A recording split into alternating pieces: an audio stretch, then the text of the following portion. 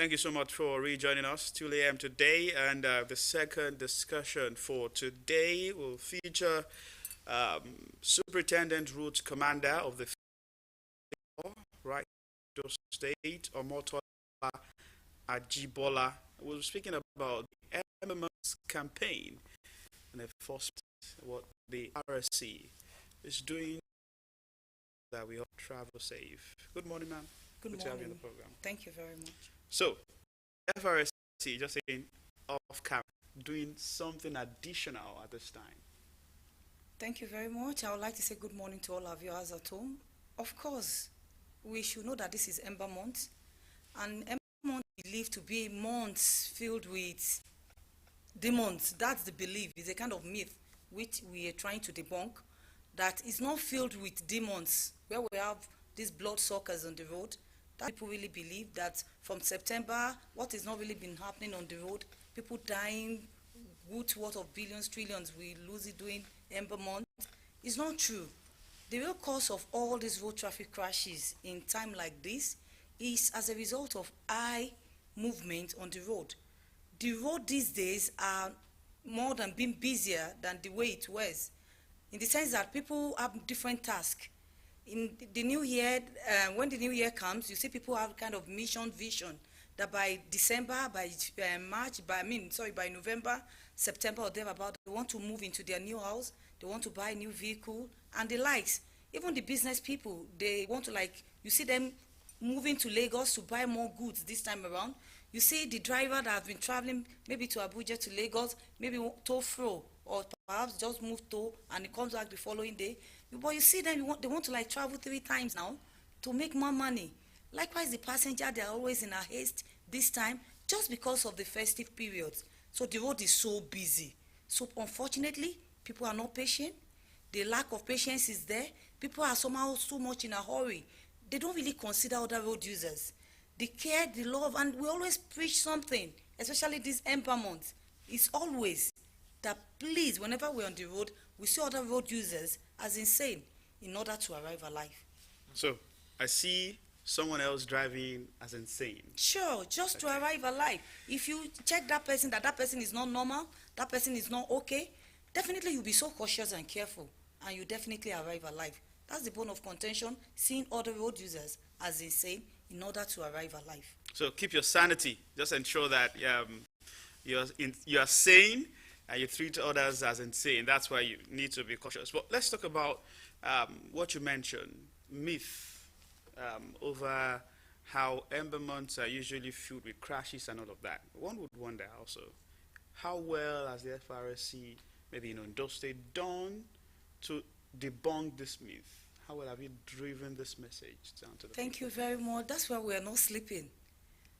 There's something we do every day. They've done this morning, so we call it early morning cry. It's not that we go to parks and cry. We at least we must cover 3 motor parks in a day. We move to 3 garages on daily basis. We sensitize the driver. We talk to the drivers to drive safely in order to arrive alive. Likewise, the passengers. But most passengers contribute to causes of road traffic crashes. How? They hasten the drivers up. Oh, Mr. Driver, too slow. I'm going to Lagos. I have appointment by 10, this and that. They just hasten up the driver. They distract drivers. Many passengers distract their drivers through unnecessary discussion. We have many a discussion of 19-something century politics and the likes. You see somebody in business buying goods from Baggy and the likes. They will even want to start making their dough in the vehicle. They distract the driver by trying to sell and other kind of things. You see other passengers fighting inside the vehicle.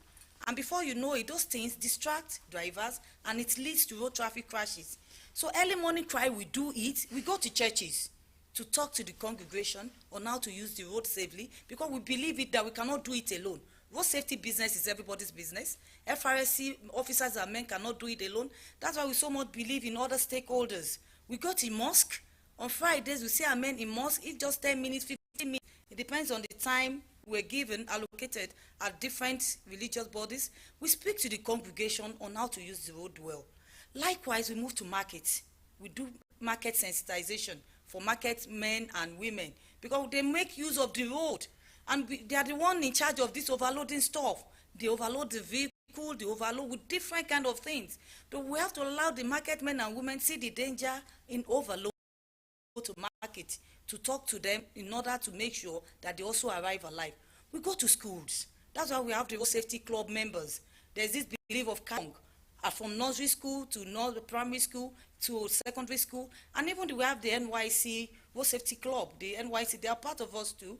Likewise, our special marshals, they are doing their own bits of safety tips at their different offices. We have meetings with stakeholders, is it the unions, the PNS, we're always with them, we never left them. Recently, we had the Ember Month flag off at Elisha Garage, where they all converged. We discussed the teeth at it, and before they get to the hospital, the thing will have been aggravated. That's why we always beg on people to call on the toll line, and under 15 minutes we'll be there. But should we have health workers around, they should please move on. They know the right thing to do. They're really, by the time we come, we comprehend their words, and since we get them to the hospital on time for recuperating.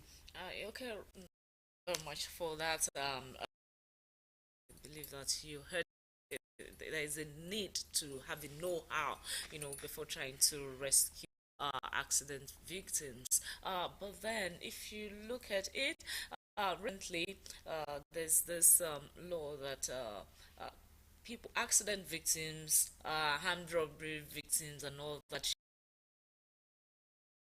treated. Before, is that the case?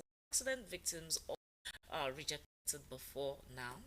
Of course, we have some hospitals that, kudos to some hospitals, immediately they see accident victims, they pick them up and they treat them, and at the end, in the long run, before discharging them, they get their bills. But we have many hospitals, then they always give this like, no, you have to like collect card, you have to pick this, you have to sign this and sign that. But now it's not like that. Any hospital we take accident victims to, is even a law. I expected to treat them. They expected to attend to them. They attended to give them the necessary things in order to sustain them. They have to maintain those victims until their people comes. And definitely before they discharge, the bills will definitely be settled. But they don't reject. The hospitals are not expected to reject accident victims. So let's now talk about the enforcement, because all of these messages you're pushing out, expected that people take them to use. But in situations where we have those who flout regulations and law, what happens? I can read from the papers that just earlier this month, the Federal Road Safety Corps in Ondo State arrested about 28 offenders. Exactly where the offense is. Thank you very much. Of course, we have many offenders that are being apprehended on a daily basis. When we're on the road, the purpose of staying on the road is to ensure that there is free road movement for both the traffic, the road use, any categories of road users. You just have to arrive alive. But when we now cite the primary offenses, we always look for primary offenses. Perhaps they're not on seatbelt, they're making a phone call, overspeeding and the likes, excessive speed. Definitely it's something that when we stay, we just see it. We wave you down, and definitely having make you known that you've committed this offense. That, sir, ma, we're not on your seatbelt. Why? This thing is for your safety.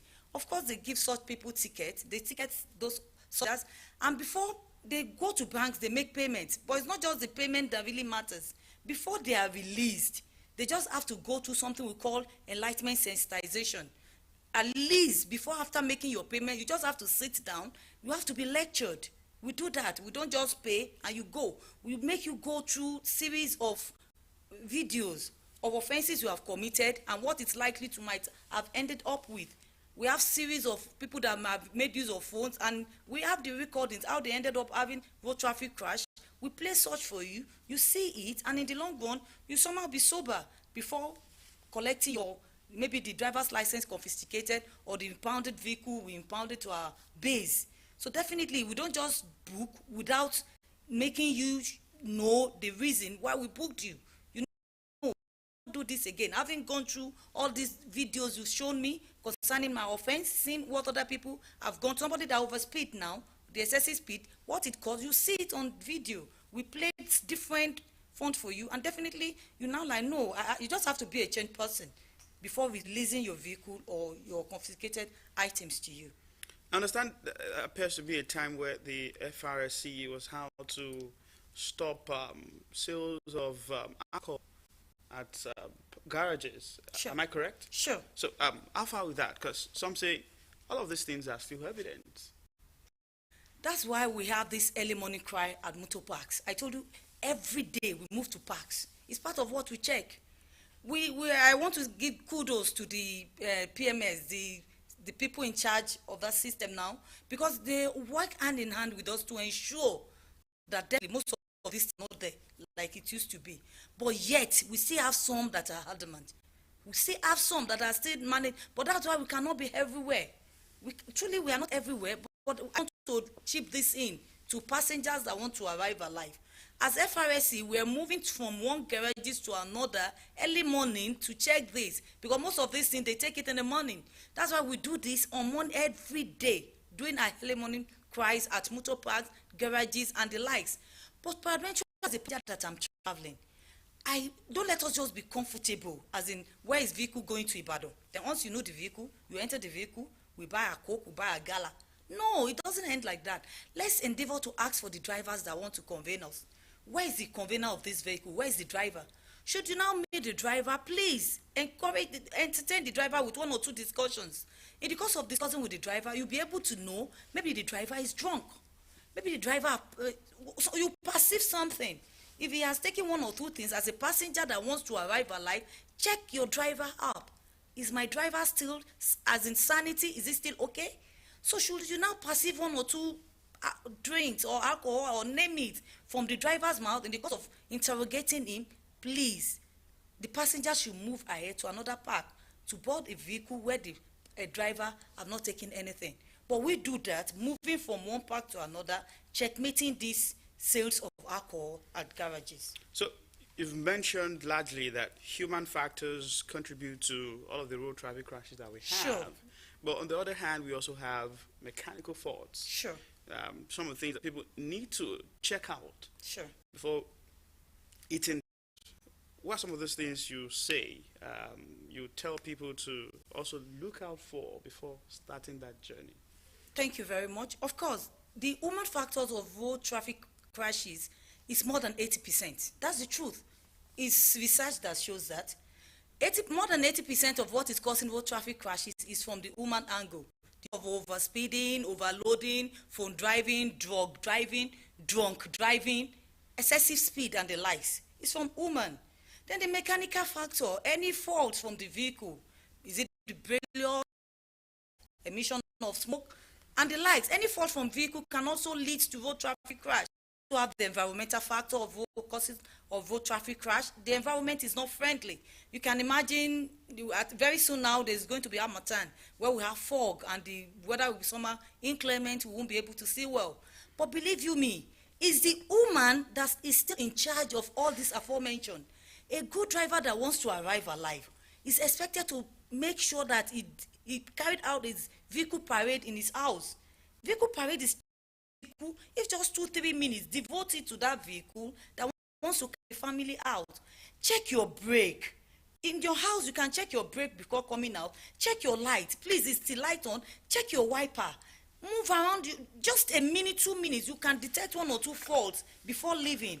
Even the mechanical factor that we are talking that is causing road traffic crash, if it is well managed by a woman, the driver, it can even be averted. Likewise, the environmental factor. If our environment is not friendly, we have many sharp bends, potholes, a broken bridge and the likes. But a driver that wants to arrive alive is expected to put on the whole armor of defensive driving techniques. Defensive driving techniques is driving to save time and money, no matter the provocative action of other road users. We have categories of road users, but a driver that wants to arrive alive, having put in place the measures that I don't need to overspeed. I'm not really conversant with this road. You don't need to speed. At bends, why are you speeding? The environment is not good, so why am I not having my fog light on and the likes to arrive alive? So the bottom line of it is the human factor that is still controlling both the environmental and the mechanical factor. But if as human being, I decided that no, I will arrive alive, believe you me, I'll put the mechanical factor, the environmental factor, I'll put them in check. And definitely, I will have a life safe and sound. If not for time, I would have said you should especially the defensive driving techniques, Wow. so people would know what it is to be that. But to save our time, what would you tell both travelers and drivers alike, road users generally, as we approach this festive period, what should be our attitude Watch towards, word. yes, driving? Thank you very much. I just want to advise all road users, be whatever the category of road users, might be the driver, the cyclist, the pedestrian, and the likes. Please, we only have one life. The best we can do at time like this, in time like this, is to ensure that we abide by all traffic rules and regulations. Let's do the needful on the road. Let's consider other road users. There's no owner of the road. Unfortunately, people always claim right of ways. We should remember that many are right claimers, that this is my way, this is my road, always have their lives being claimed instead. There's no rightful owner of the road. If somebody that is saying this is my way, please pull over, let that person go. That's why I would like to part with this. Let's see other road users as insane. Just think that you are the only sane person whenever you're on the road. And believe you me, we'll definitely be cautious and careful, and we all arrive alive in time like this. All right, you've just heard that from Superintendent Road Commander of the Federal Road Safety Corps here in Ondo State, Motola Kola Ajibola. Thank you so much, ma'am, for shedding light on some of these issues. You're most welcome. I wish you all the best in this Thank task, particularly during December month, because we Thank know you. the load, the workload is usually much at this period. So, wish you all the best in that task ahead. So, Thank you. you've heard on HM today, this morning, the need for you to stay alive, travel and arrive alive. Don't co-drive, don't drink drive, overloading. Do well to shun that, and above all, ensure that you are sane to even hit the road. This is where we call it a wrap on the program. From me, say enjoy your Monday and the rest of the week.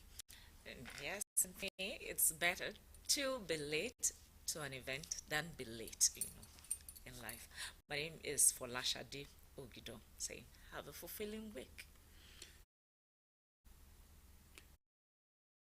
Join us on Wednesday for another edition. I'm Sahira Ibisala. Enjoy the rest of the day.